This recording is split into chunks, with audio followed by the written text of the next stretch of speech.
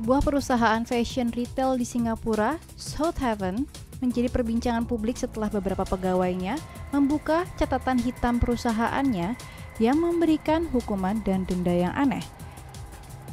Para wanita yang bekerja di perusahaan itu berusia 20 hingga 27 tahun menceritakan pengalaman yang mereka alami kepada Shin Min Daily News.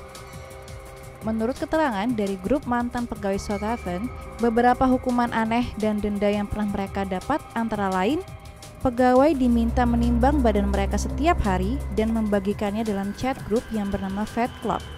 Setiap berat badan yang naik, pegawai akan dikenakan denda.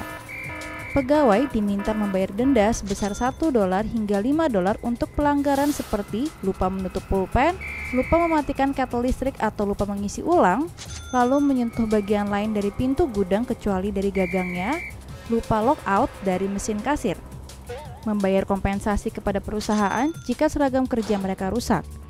Menurut kesaksian mantan pegawai Southaven, mereka juga pernah diminta melakukan frog squat sebanyak 200 hingga 300 kali ketika gagal mencapai target penjualan saat Tahun Baru Cina. Hukuman itu harus direkam dan dibagikan ke grup. Ada juga aturan bahwa karyawan harus mengajak karyawan toko dengan kinerja terbaik untuk makan setiap bulan dan membayar dari uang mereka sendiri. Paling parah, para pegawai itu bekerja lebih dari 12 jam sehari, hanya dengan 10 hingga 20 menit untuk istirahat makan.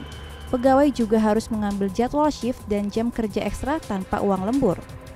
Salah satu pegawai bernama Nonalin mengaku ia akhirnya membayar beberapa ratus dolar untuk denda dan penalti di bulan pertama ia bekerja, hingga akhirnya ia keluar setelah 5 bulan bekerja karena tidak tahan. Ia harus menjalani diet makan untuk mencoba turunkan berat badan supaya tidak didenda. Ia mengaku sering menangis dan bercerita bahwa pekerjaan ini mengorbankan kesehatan mentalnya. Merespon tuduhan, Southaven mengklaim bahwa denda dan hukuman itu adalah inisiatif dari pegawai.